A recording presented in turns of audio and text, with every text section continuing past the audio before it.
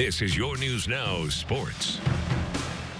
It's been a historic season for the Shawnee girls basketball team. The Indians posted the program's best ever regular season record, and tonight tip off the postseason. The 21-1 Tribe begins their tournament trek exactly 1 mile away from the house where I grew up, meeting Toledo Woodward at Patrick Henry.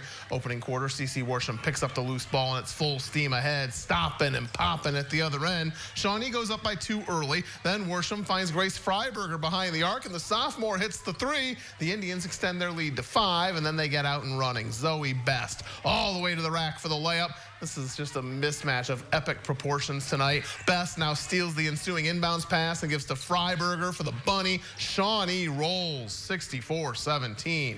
The late game in suburban Hamler tonight pits Bath against Rossford. First quarter, Claire Faust in close, scoring with the left. Bath takes a quick 11-point lead. Then Elena Oliver spins and pulls the trigger on the mid-range jumper. The Wild Kittens lead 15-3. Now it's Faust to Ann Oliver to Rachel Clark, dialing long distance. She has a connection. It's a 12-point game, and here Ann Oliver goes baseline for the and one. Bath wins 54-32. So the season that saw the Wild Kittens lose to Shawnee for the first time ever brings them a rematch with the Indians in the sectional finals Saturday at 6 back at PH.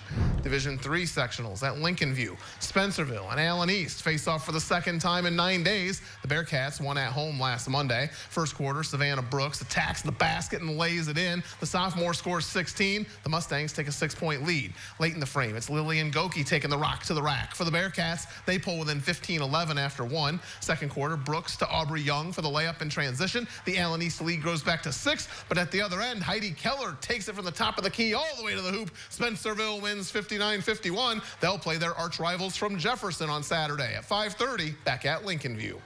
There's Division IV action at Shawnee this evening. LCC plays a de facto home game against St. Henry. First quarter, Olivia Stolley pulls up and knocks down. That gives the T-Birds a 2-point lead, but St. Henry comes right back at them. Claire Wendell inbounds to Maya Ontrup, and we're quickly tied back up. Then Leah Layfeld dishes to Ontrup, who this time cues up the mid-range jumper and drops it through. And now Riley Balmer pushes it ahead to Ontrup, who now ranges all the way out to three-point land. St. Henry wins 49-33. They play their MAC neighbors from Marion Local on Saturday at 1 back at Shawnee.